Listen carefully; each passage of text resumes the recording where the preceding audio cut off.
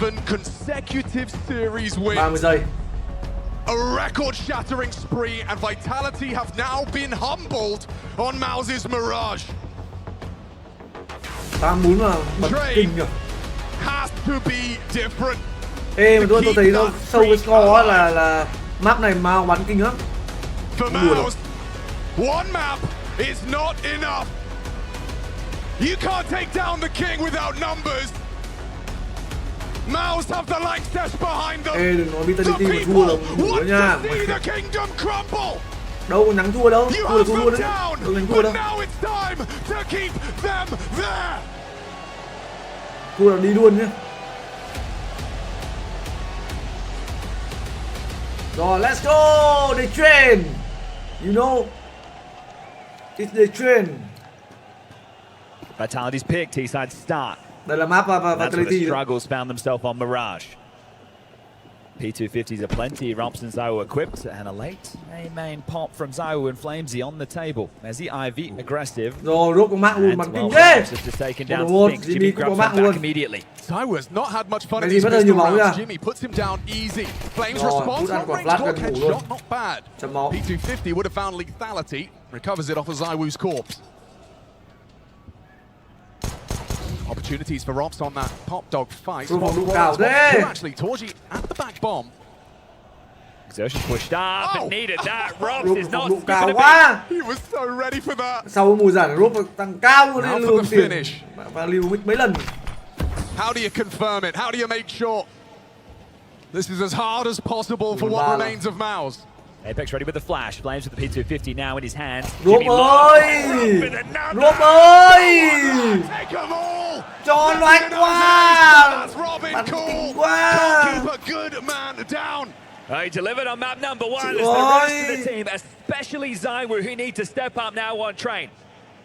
Considered the best player in the world of this year so far, and that's coming with the accolades. Donk, he's in the final watching on. I'm sure he would love that head-to-head. He hasn't forgotten Katowice. But you got to get there first, and a pistol round to set the tone.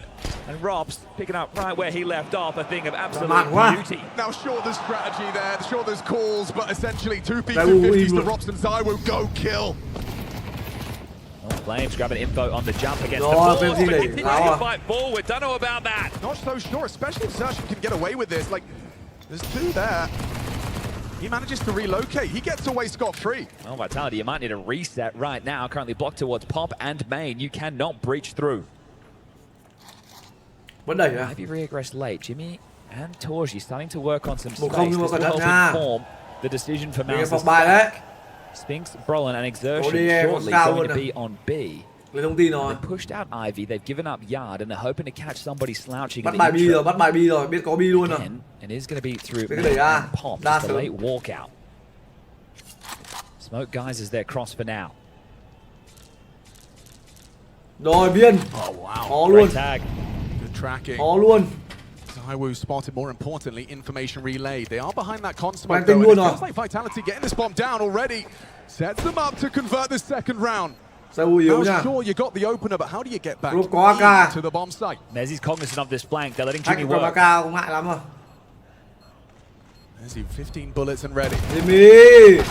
Đừng nói như là 1-1 thôi. Brolin yếu, đang flank. Rob quay lại có.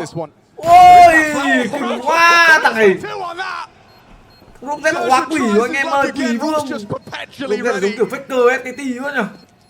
Bắn ghê quá. Disgustingly quick. Oh my god.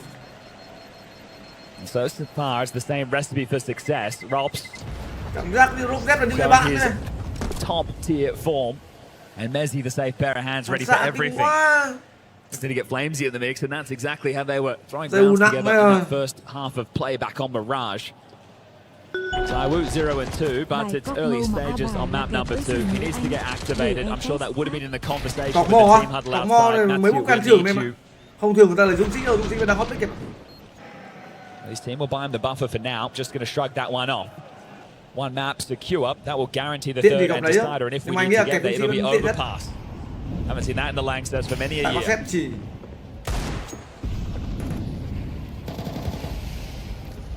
Certainly wouldn't mind a ticket to a third map. Không đánh hậu vệ Sante ra can.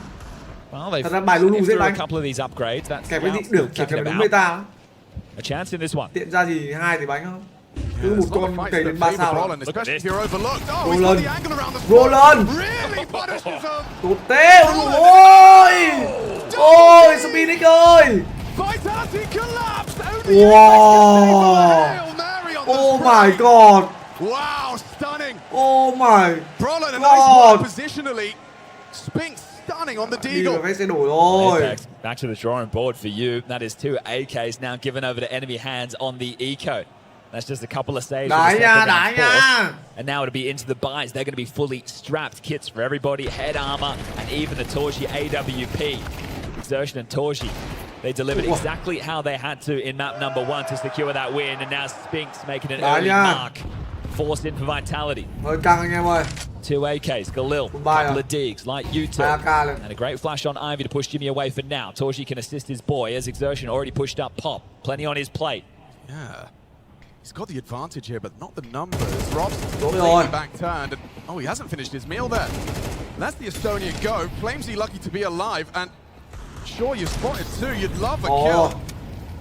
Quá khó. In this chaos, finds a safe haven with vision on the smoke. Okay, well, there's still 2 players over towards B. Torji joins Spinks on that side, and they are aware of the threat. So they've shown presence Ivy. Over towards the box holes. Low on HP, but still plenty of time. Lacking the util. This would be tough to break into an Exertion. Considering the way the Mouse boys are playing, I wouldn't be surprised to see something crazy right now. Lại bỏ smoke nữa ra. Away. Oh, he spammed. Ôi. Oh, come on. Come on.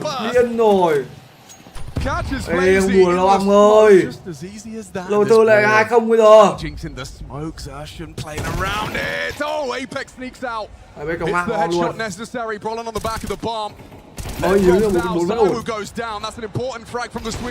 Khó. Khó rồi anh em ơi.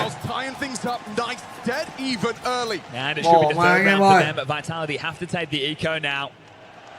Showing their muscle, showing their might. Khó rồi. T-side of train looking for about 4 rounds, especially with the anh em đặt xu cho Vita nhiều vãi nồi. 90.000 xu. Winning a quote-unquote eco early, that is going to be a massive boon to the bank balance. Taxman's come early.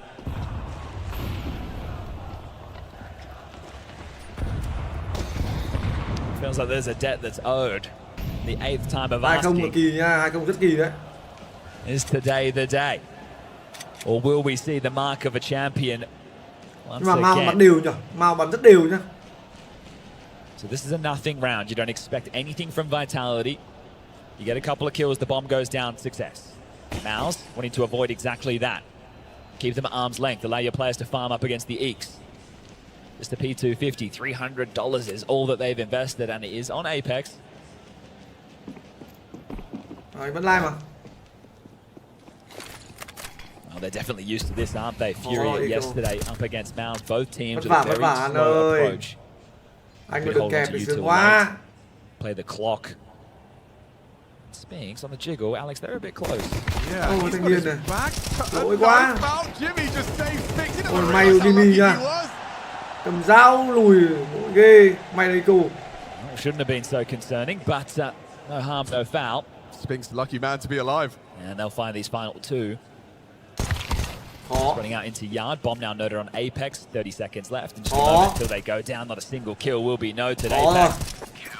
Dead man walking. Mà bắn đều quá. Right now, it's all lining up for Mouz.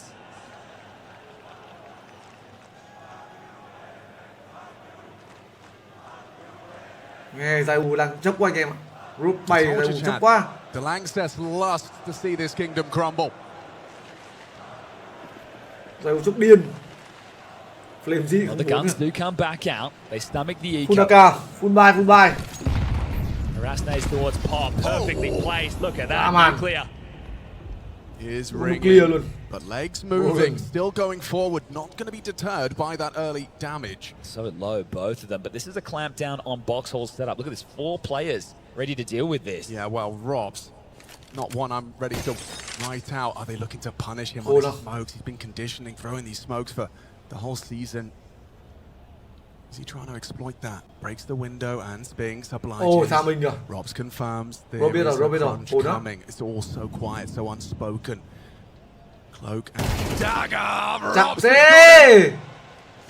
Em dài ơi, chặt đi! Throws out the smoke, low HP from the early HGs. Bắn chắc điên. Util exchanged, and the low HP of Brolin and Exertion still persists. Nade through, damage on the way back, but quite light. Torji up on top of the red. Zayu chốc lên em ơi, Zayu dây dựng chốc đẹp luôn. He's backing his aim on this one. Where's the Susceptible to the flash? No flash. Ơi! It's fading. Rồi, lên V05 luôn rồi. Duck, and it's Torji ready to pluck. Phải lôi Apex ngon luôn. Cái gì Apex?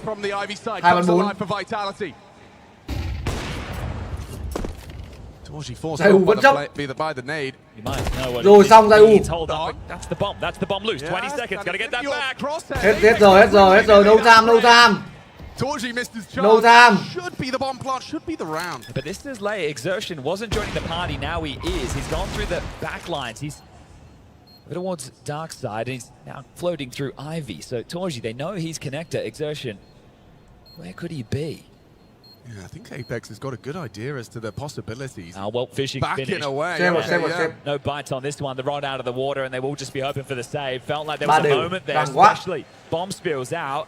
Apex just swings wide. If he went down, that's a 2v2, and now it'll be 3-3 in the round count.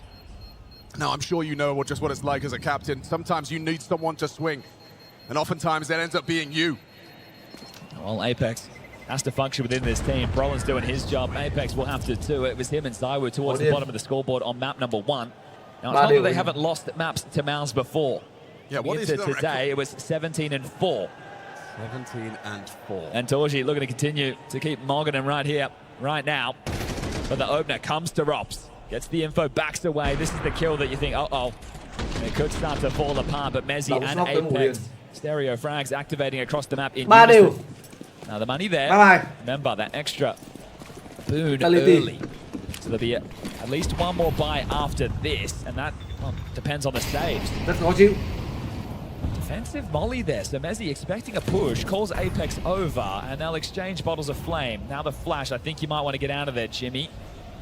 If you're hoping for space, it was going to be a big fight. Bright light. Oh, good. The orb rattles off, and they still swing the line. Another round with a man advantage for Vitality. Exertion pushed up in main.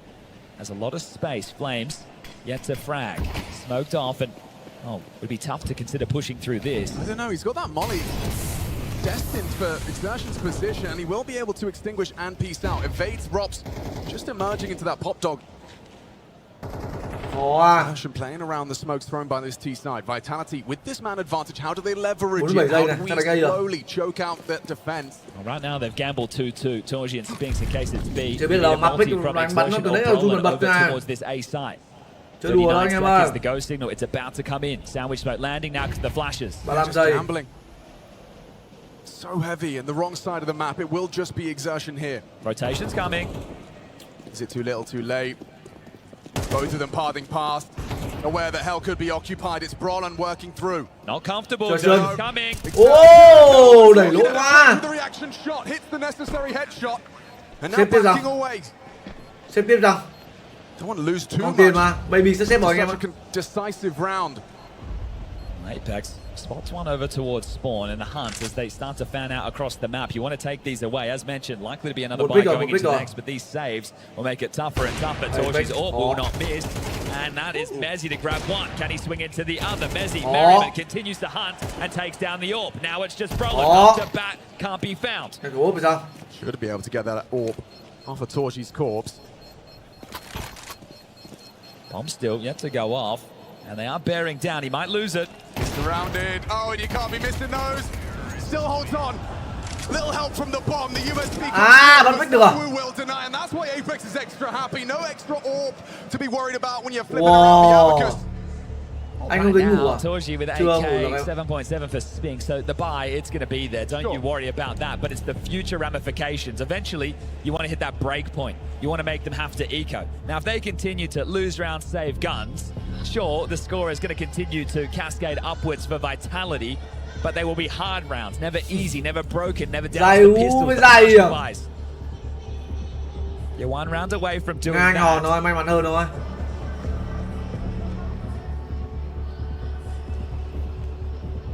As we pan around, a shot there, Sergey. Noted yesterday he took to the arena to support his brother in the Mouz jersey. Có map 3 không anh? Có thể có mà. The conversation started in a different way as well. Cảm cân quá. Oftentimes you see a sibling arrive, you think, well, you're chasing an impossible dream to surpass your brother. Jimmy's done so. Change of focus from Mouz. They want to fight for main instead of pop. They avoid the nade damage. They're coming through. Yeah, Flames is fully flashed off. He'll tuck nicely, and Apex confirms there were bodies in main. Rob's quick to this. Sergeant's anticipating. Điền thế, cái bản dạng nó AI à? Phần mềm hỗ trợ à? Might be fed up of Zywu getting all these MVPs. Yeah, man, he is putting out that performance right here. Oh, Rob's trying to drag them across the line, and this is for their 5th. Zywu now to lurk out upper ramp, has the gap. Spinks is allowing this with his position right now. Very passive. Bomb is there with the message join Zywu. Oh, hello. You get 1 chance. 1 bullet is all he fires. And Messi just tucks him in tight. Well, it's the save simulator again. Bomb goes down 40 seconds on the clock. Remember, you take these away, you limit the investments going forward. If they held on to these, it'll be another gun round.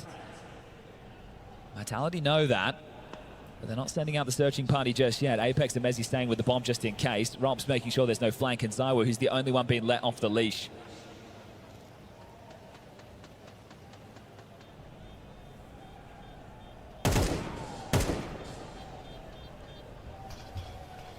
Spots 1, and apparently he's seen enough. They'll drop a defensive smoke. They'll get to retain the 3 weapons. That's 2 M4s and an AWP. Okay. Goes off. And we need to take stock. The inventory right now that Mouz are dealing with. Map trên là map retake khó anh em ạ. Đâm ra là City sẽ lợi đoạn mà chặn đầu thôi. Everybody will be scrapped on the Mouz side of the server, and this is going to be the second of 3 tactical timeouts called in the first half. And you can understand why Cyclone is calling this. This is a map with the CT side bias. Again, I'll return to the buff that we've got going into this event with the economy update. So CT is given a little bit more to work with. But 5 rounds for Vitality. It's what I would say is 1 over par for the course. How many more can they get? And they're unlikely to let their foot off the gas because they are 1 up in the hole. They need to push this the distance. They need to take this to overpass. Yeah, I imagine the team talk is quite stern. Yeah, let's say they came in with a little bit of sleep under their eyes. 75% on everybody other than, say, Robs. Well, you're not going to win unless everybody's in it to win it. Yeah, Robs is just perpetually present in the server.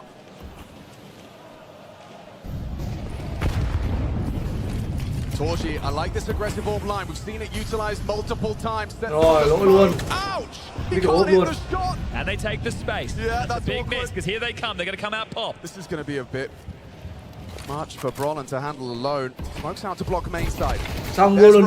Straight through the smoke. Too easy, mate. Flames, however, 18. walking out, caught out by loves playing around these smokes, does exertion. Cần quá, map bắn cần quá. Torji's orbing, removing Robs, secures Mouz a necessary man advantage. They must convert this. For the boost, want to set Zywu up over the smoke to see if he can find anybody, Olaf or Hell. Oh, he might, you know. Exertion backing away, recedes from the fight. All right, well, now they need the silent dismount. Right on you two. Plenty of time. Olaf Molly lands. Looking to back off. That's the bomb getting out of main. Apex to throw whatever utility he has over towards this B side. Will it draw a rotation? Yes. Torzi acknowledges the potential for the B hit. So keeping it moving, keeping it guessing, keeping the comms flowing for Mouz. 35 seconds. Money there just for another buy into the next for Vitality, but a plant would definitely go a long way in a situation like this. Quyết đánh B. Bọn Mouz bật kỷ luật nhỉ? Nó xếp rồi, nó xếp à? There's no smoke for Torch. Vitality là lắc. He's got a HE as well. All of that nades. This time finds Apex. Torji mollied off, can't rotate in time to support as the Apex pushes forward, surging to find Spinks. Apex đấy. Một rồi, có Phoenix ở đây. Up in the rafters delivering damage. Lốt rồi Phoenix. Apex bắn hay quá. Bay rồi. Entry frag in the Langsess. Rồi, Giải U mù chấp quá rồi. Reloading on the ladder. Low damage is done. Ôi, 11 máu kìa. Finds himself the M4. But denies Apex from one that would have Apex bắn hay như thế rồi. Maybe even popping a middle finger to the Langsess. He nearly had it right there. They get in, they get that bomb down, they keep the pressure on, but Mouz keeping their head above water. This one here, they hear Brolin lob out the smoke, spam through the smoke, get the kill for free. Exertion grabs one back and maybe trying to take the timings a little bit too early. That's what it felt like Apex was getting frustrated with. Some of these rounds they had entries and they were playing too far ahead. You got to play as a team, you can't do this alone. 27 rồi, 18 27. Like he wanted to try and get something started. Giải U mất dạng. Mạch này mất dạng rồi. Lại là Giải U rồi. Lại là flame gì? Trời ơi, xong anh em ơi, 5 đều mẹ ơi. Kỳ gạo nha. Bỏ mẹ. Chết đòn rồi. One man versus 5. Ồ, ông bật cái này khó ông ơi. Màu nào chung kết thì nhục luôn. Kéo năm nay em đòn ngon.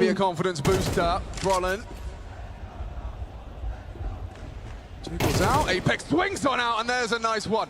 A little constellation frag. Brolin will put him down. It's 5-5. These are unnecessary. It looked like it was going to be a pace change there from Vitality. Wanted to pounce down Zywoo. Two kills.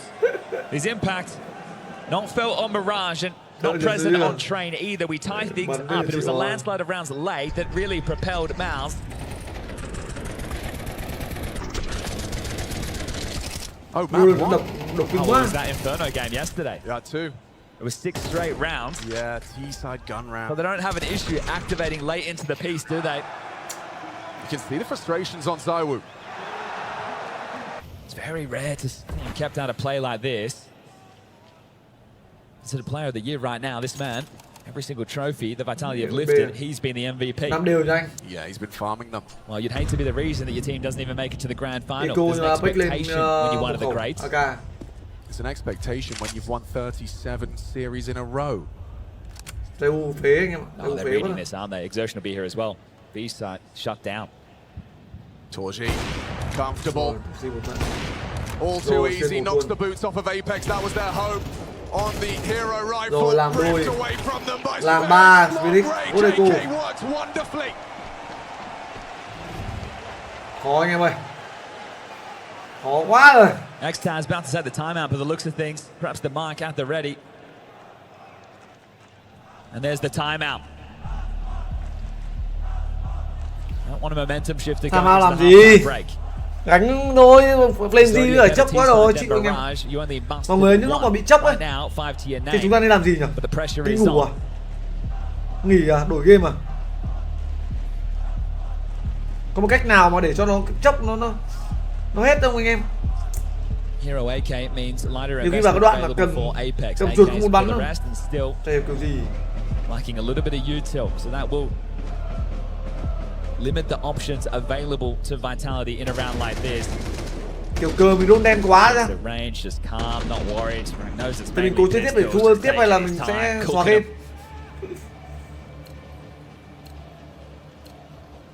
Everybody doing what they need to right now for Mouz.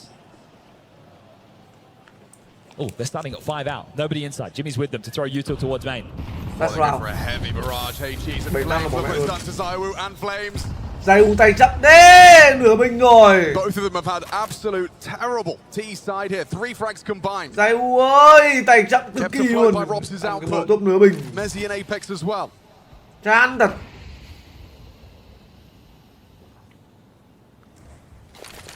Mình làm Messi asking questions of Torji's Ivy hold. Throws out the flashbang. Torji not believing anything. Makes a move. So does Zertian. Flashed in. He's getting cheeky with it. Đây rồi. No molly to flush him out. He'll peek into you. Lại là Flame gì? Flame gì 1-11. Anh em mà chốc cũng điên luôn. What next for Torji? Sniper agile keeps darting between these options. Yeah, Ivy's a nuisance for him right now. Ooh, okay, spotted out. And Messi not baited into it, so knows he's pivoting between these sight lines. 45 seconds. Decision will be have to be made which smoke lands. That will limit Torji's contributions. Messi makes his move. Rồi xong Messi luôn. Mù đít rồi anh em ơi. So agile. Mù đít. And Brolin, we saw what he could do in this position. Brolin đứng ngay cái group Z này. Has he got more? Giải U tốt, Giải U. Giải U back. Giải U is back baby. Hết back luôn. Ông làm ấy. Ui, combination with Robs. It's a potent pairing. 18 seconds they have to get. Rồi xong Giải U luôn. Oh my god. Căng tay. Mẹ, Brolin cười tươi luôn nhỉ. Tí lúc sẽ đặt vùi để phản xạ tốt rồi. Bắn kinh quá. Sổ. Để ra cái tồn.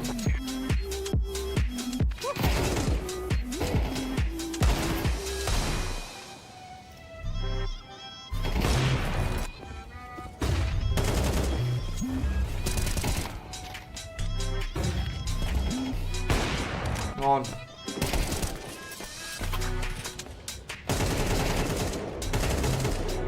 Bảy năm. Chưa biết rồi anh em ơi. Xem.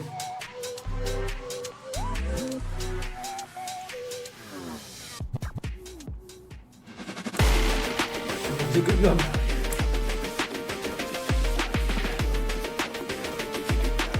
Ui, map 3 là overpass đấy. Tôi muốn xem map overpass vãi.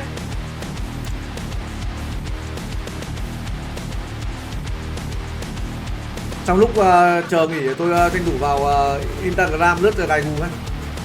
Xem có gì hay không cho anh em xem cùng.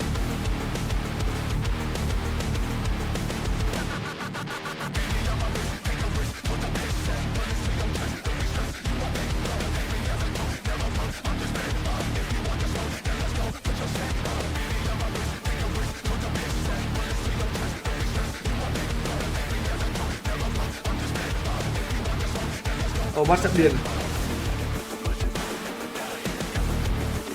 Mai chung kết anh em ạ, bóng 5.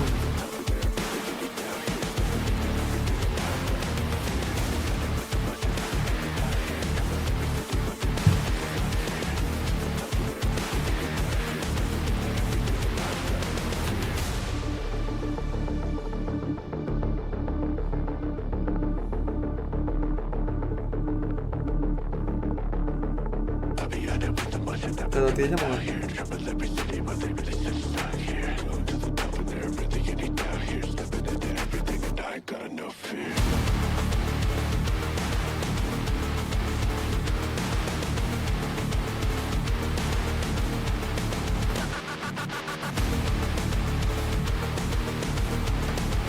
Những lúc thế này cần có đột phá cái gì mọi người?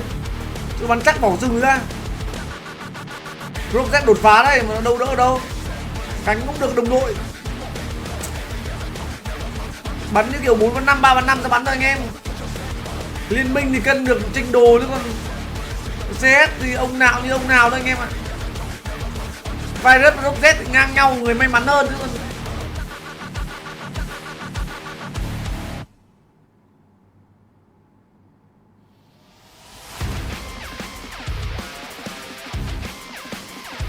Không là lục người gái luôn.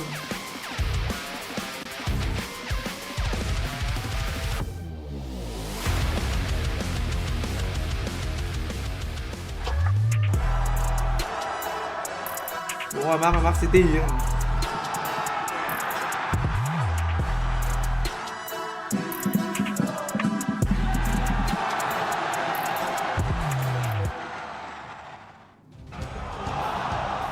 The Counter-Strike congregation gather in the cathedral. Is this a sermon on persistence?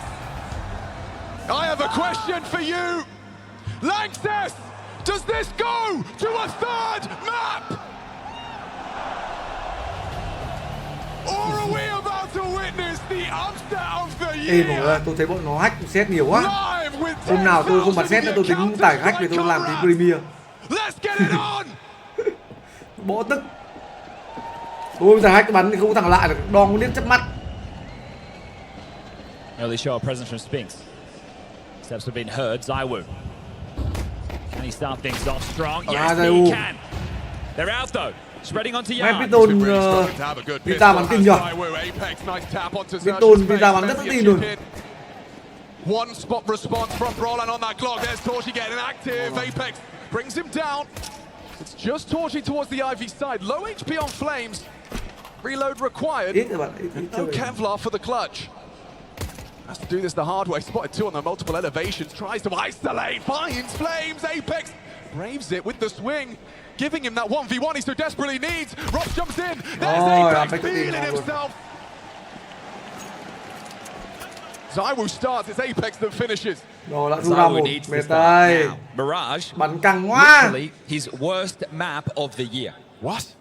And right now he's been kept awfully quiet. That's only his 5th kill, but he's not alone in the silence right now. Flamesy also struggling, one to his name, but the CT side, this is where they will have to deliver. There is no choice.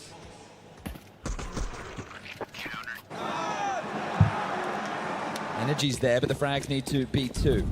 This one has to be a win against the Force to tie things up. Oh, wow. Tôi vừa vào Eagle, tôi nhắn tin không biết Eagle phụ tôi. And it's on his way.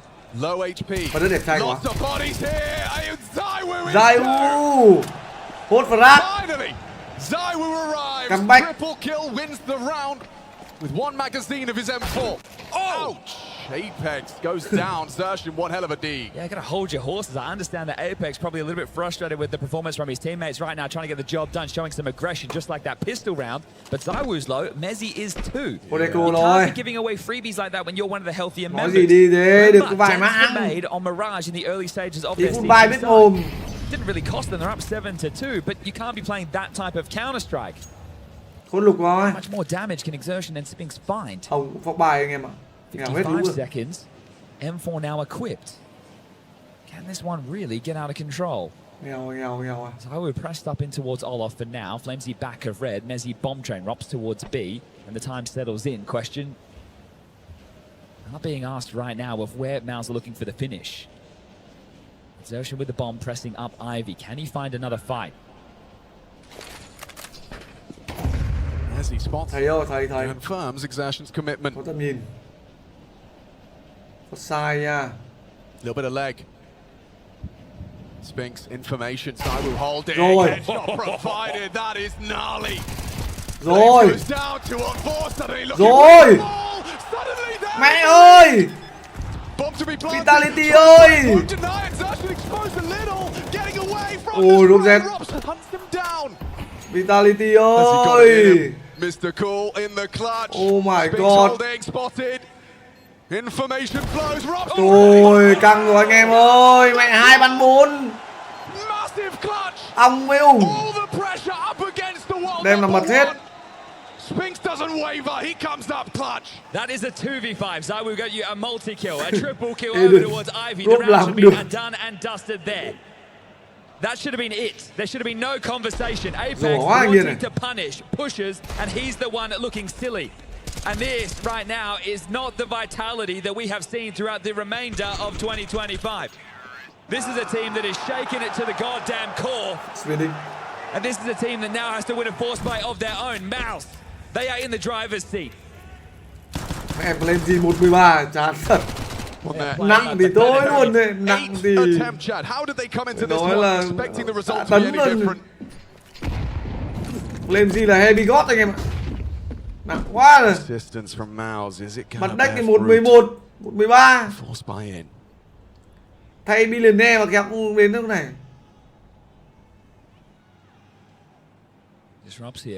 Ui, Pita cố lên nhỉ. Phát sinh hết à? Liều rồi. Tiến hết rồi. So if it is a B execute, he's going to have to do it alone, and it's maybe how this game has felt for him. Rotation on its way now. Mezzi in through high ramp. Zaiwu with the scout there at low ramp. But if the execute is diligent, they shouldn't have too much to say in a round like this. Chưa biết đâu. 40 seconds. Nades at the ready. 36 giây.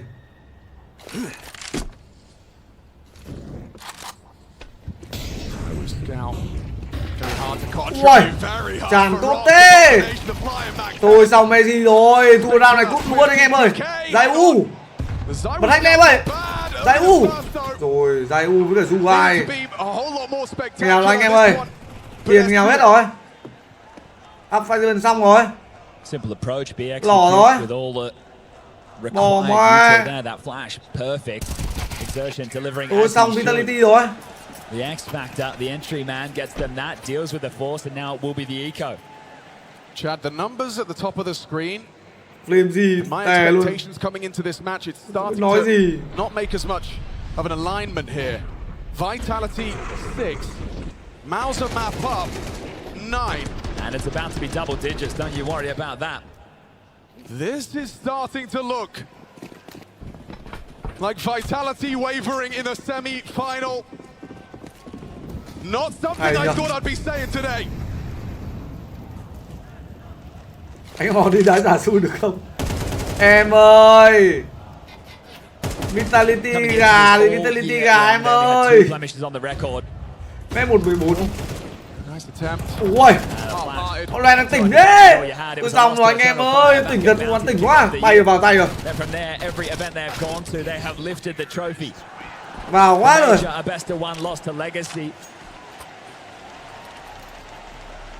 37 consecutive best of threes or best of fives. Ridiculous. And the closest anybody has gotten was Falcons back in Melbourne.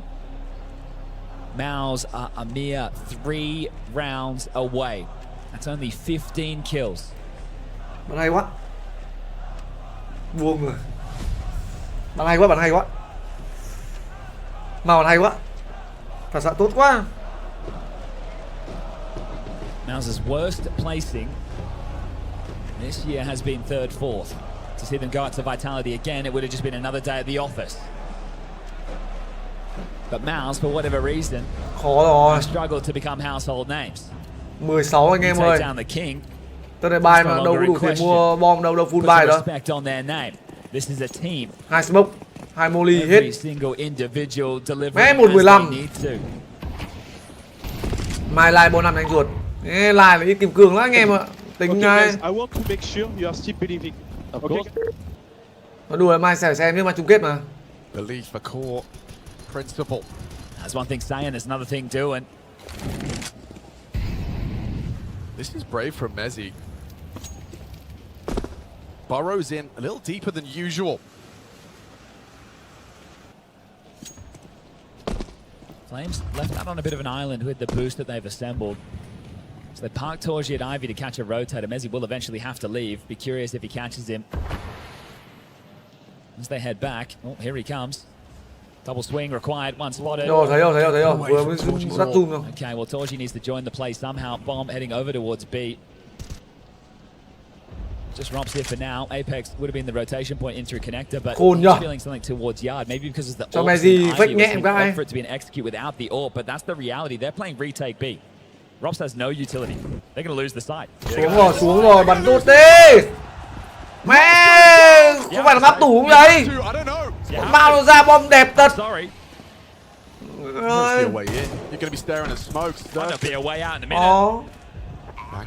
Và bom kinh thật. Ui tôi xong rồi. Xong anh em ơi. Ôi chết rồi. No way. Mouz ra Vitaly 2-0 anh em ơi. Bỏ mẹ. didn't even consider what comes next, but we had an absolute barn burner of a series in the group stage. It was a seeding match. It was Mouz versus Spirit. The first two maps, overtime barn burners. Absolute bangers. Sure, the fizzle on overpass. That's meant to be the third of this one, but I don't think we're getting there. Kinh quá, một màu mà kinh quá. 1-6 rồi. No footing, the smile on the face. What's Zywoo having to look for? 1-15. Khó. Flames highlighted there. Lên gì khó quá. Rob's caught off guard. They read the situation so poorly. But Mouz are playing perfectly. All these reps. Trời, Zywoo. You've got the fuel. You've got the hatred. You've got the score to settle. It's a vendetta right now, and it's the same opener. 3 towards Ivy again to punish. This time they're coming in. This time there's conviction. This time there's follow through. This time it's still just Mr. Merriman. Rồi rồi. May nha. It's Torji unnecessary response. Một gì nó vẫn giết được người kìa. Stops it from getting out of hand. Một anh em ạ. The next weird fight's over towards B. Exertions here. This isn't in the playbook, or at least not the one Vitality are used to. Yeah, Robs. Rob Z. You'd expect Spinks, but not exertion. Backs away. Đẩy rồi. He aggressing. Oh my, mọi người ơi, mấy thằng Mouz nó xe đi hết rồi. Oh my god. Mẹ ơi. 12 rồi, ra bên 2-0 luôn rồi. Thả Mouz rồi gì nữa. Chi. Chịu rồi. Khỏi các ấy nhận ra Vita cũng chỉ ngang nào Vi anh mình. Flame gì cũng ngang anh hòn thì may mắn hơn. Flame dùng. 1-15 anh em ạ. Không có gì 1-16, 1-15 này. Of course it's the cathedral. It's Mouz, the world number 2, the bridesmaid. Năm nay không có Mongo thì đoạn phía cái bắn bày đấy.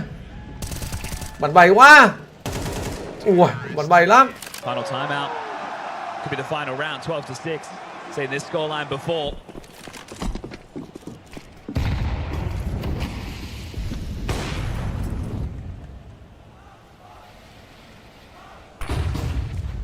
Flashed out Ivy. Nothing to report on either side. Khó này. Regrouping back towards B. They want to punish Map Robs again. He's been the one piping up the most. He's been the one making the difference. His team have been lacking. But Map bị lag rồi anh em ơi, map bị lỗi rồi anh em ơi. Especially to these executes. Especially in a round like this. Round number 19. This is the last one played for Vitality, their first foray into the Langsters in 2025. And they could be waving goodbye in the finals. Not a feeling they've had. Ồ, nó mở vào bom đẹp rồi. Wow. Con Mouz vào bom vãi rồi. Cố lên Zywoo ơi. Cố lên Zywoo. Này Bách. Rồi 2-4.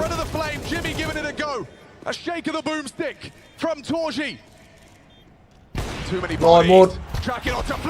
Này Zywoo.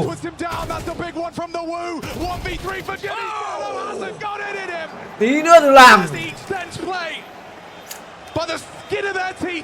Ê, được nha, OT được nha anh em ơi, OT được. Tí đây. OT được. Vitality.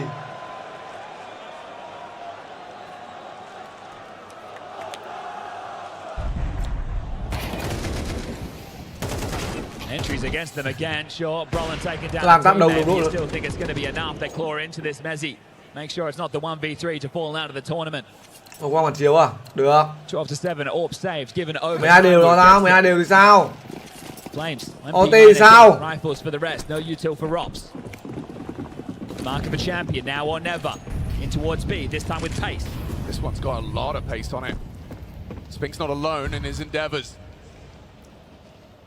Robs is, though. No help for Robs on an island. Rob là thanh niên mà lúc nào solo ra, solo bom là kinh lắm. Bắn tốt tên. Wow, Rob Z. Ôi, gánh cái thanh niên kia. Puts exertion on the floor. Torji, sure you're on the site. Nice sight line. Long range for the AWP. 2-on-4 with the bomb now planted. Jimmy spotted. Một là bom nha. With the ladder, it's Apex. Wow. That is back, baby. Twice now the B site's been called into question. Twice now, this time Robs steps up to defend his site solo. Now the celebrations now, but it becomes chưa lúc nhà nó không đỉnh anh em ơi. Chưa biết đâu ra. Been here before with Vitality. It's tough to rule them out, but with the type of Counter-Strike they brought today, you wonder, do they deserve to take us to 3? Well, they're going to have to prove it. They're going to have to show it. They're going to have to dig it, damn it, deep. Mouz burning their third of 3 tactical timeouts, and that's before their cash is depleted. Ui, Mouz vẫn giàu lắm anh em ạ. Bom vẫn giàu lắm, lên là kê bằng 3 cả mấy tiền kìa. Mà đang 2 round nữa. Players still with 3k left over. Plus the loss bonus, that's another buy. Bomb goes down again, and we keep a domino effect. So Vitality, there will not be a single easy round down the stretch if you want to take this to overtime, and I can't believe that word is even leaving my mouth. This was 12-6. The second half with a pistol win. It was quite truly a 2v5 disadvantage that Spinks and Exertion were able to claw back to put them in this position with 5 on the trot. 5 kills, 1 round. That's between you and the grand final.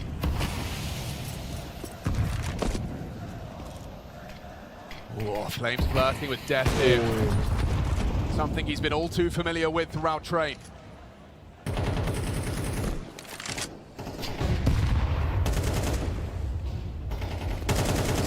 Oh, Flames 117. No, what's has him asking for orbs.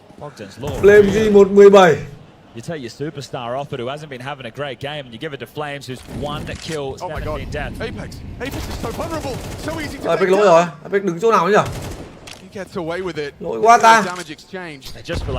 Sau bên Vitality cứ bị lởm đấy nhở? Light damage done to Jimmy, Exertion as well. Reroute still available.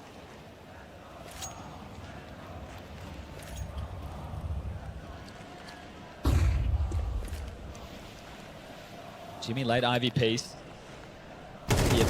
Oh, he knew he's on Ivy piece. Yeah, Apex is gonna be xong game anh em ơi, xong rồi. Xong rồi. Bye bye Vitality. Robs is vacated. Bye bye. Trời ơi. Xong ngay anh Hoàng bắn nó 117 mà bảo ngay anh Hoàng. Ô thế xong. Cái gì? 118. Giải U. Sao? Rob Z.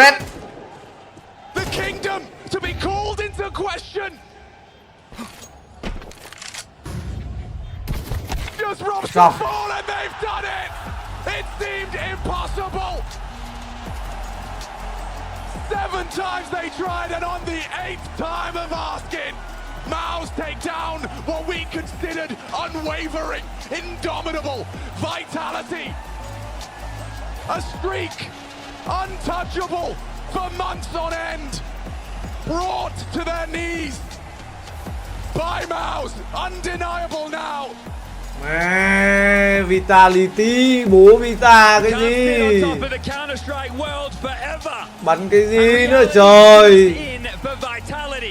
This is the Mouz playing their top level. This is the Mouz with every piece of the puzzle delivering. All those reps. The head-to-head Spinks will be the one in back-to-back Cologne finals, not Vitality. And they get to take on teams tomorrow. Donker waits. A rematch from earlier on in the tournament. And Mouz, that breakthrough job's not done. This is merely the beginning. Anh em ơi. Họp nhá, mọi người, bye bye anh em ngủ nhá. Để thật sức mai tôi còn cắt 5 trận nữa. Nghỉ thôi. Không được gian chơi cờ nữa. One hell of a feeling. Job is not done, Chad. You're absolutely right. The eyes set bye now mọi on người. the silverware. Vitality of tonight. Good night. Mẹ bắn bom mà nó chết nổi. Play their demon. Will Sunday be theirs?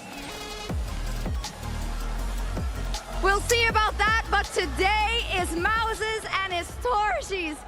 About a month and a half ago, the biggest heartbreak because you just couldn't beat them.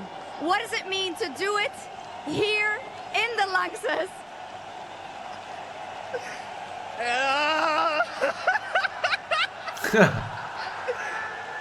Oh my god, guys, you are so fucking amazing. Yeah, it feels amazing. It was a really good game by us. I'm really proud of the boys, and but it doesn't matter anything if we lose tomorrow. So job is not done yet, and we know that. We need to get ready for tomorrow and be focused. But thank you guys so much. It's amazing experience to break vitality right here in the Lanxess. I love you guys. Wow. I know tomorrow is the Thôi most nghỉ nhá mọi người ơi. Bye bye. All those Bye bye. losses, all the heartbreaks, all the times you thought we can't do it. Was it all worth it because of this right now? Yeah, I mean, at the moment it feels right, you know, it feels amazing. It is an amazing feeling to finally beat these guys.